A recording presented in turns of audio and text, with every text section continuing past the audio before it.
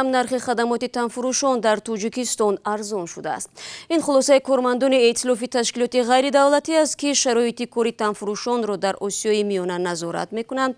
ҳомиёни ҳуқуқ мегӯянд, бинобар камтар шудани талабот бозори танфурӯшон дар Тоҷикистон касод шудааст. ҳамкорам Абдулло Ашуров бо ҳомиёни ҳуқуқ дар ин робита суҳбат дошт ва ҳоло омода аст ба чанд суоли мо дар ин мавзӯъ посух бигӯяд. Абдулло, салом.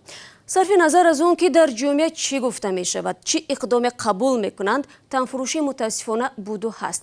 аммо чаро ҳоло бозори танфурӯшон касод шудааст? Яъне метавонем бигӯем ки ахлоқи ҷомеа беҳбуд ёфтааст? салом Шаҳло, мутаассифона на, чун ҳомиёни ҳуқуқ мегӯянд нархи хидматрасонии танфурӯшон ва ё ба истилоҳ кормандони секс дар натиҷаи сахттар шудани ҷазо барои мардон ва коҳиш ёфтани талабот ба чунин хадамот коҳиш ёфтааст. эътилофи созмонҳои ғайридавлатии шоҳоим дар кишварҳои Осиёи Миёна ки шароити кору зиндагии танфурӯшонро аз ҷумла дар Тоҷикистон мушоҳида мекунад, муайян кардааст, ки нархи хадамоти шаҳвонӣ дар кишвар дар муқоиса бо чанд соли қабл хеле поин омадааст.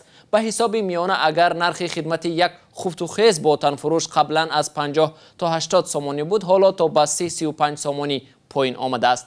ҳомиёни ҳуқуқ аз ин эътилоф мегӯянд, кормандони милиса вақтҳои охир мардонро низ барои алоқа бо танфурӯшон ҷазо медиҳанд. аз ин рӯ қисме аз мардон аз хавфи шармсору беобрӯ шудан аз айшу ишрат бо занони сабукпо бар ивази пул истиҳола меварзанд. аз 2 сол ба ин тараф вазорати умури дохилаи Тоҷикистон мубориза бо ончеро ки ҷиноятҳои ахлоқӣ гуфта мешавад пурзур карда, даҳҳо марду зани сабукпоро ҳангоми робитаи шаҳвонӣ боздошт кардааст. ин вазорат қариб ҳар ҳафта дар барномаи вежаи ҷинояш саҳнаҳои боздошти мардон ва занони танфурӯшро намоиш медиҳад ва маъмулан дар ин қазияҳо пулис ҷониби севум соҳиби хона ва ё биноро низ ҷазо медиҳад, ки бар ивази пул барои танфурӯшон шароит фароҳам карданд. бо камтар шудани муштариён зоҳиран қонуни иқтисоди бозор бардорад замку набардорад кам дар бозори танфурӯшон ҳам амал мекунад. Абдулло, оё омори дақиқе дар мавриди шумораи танфурӯшон дар Тоҷикистон дар даст ҳаст ё не? бинобар иттилои манобеи вазорати корҳои дохилаи Тоҷикистон дар соли 2018 ҳудуди 6000 занон ҳамчун бадахлоқ ва танфурӯш сабт шуданд, аммо кумитаи кор бо занон ва оилаи ҳукумати Тоҷикистон бо ин омор розӣ нест ва мегӯяд шумораи танфурӯшон ба ин маратиб аз ин камтар аст.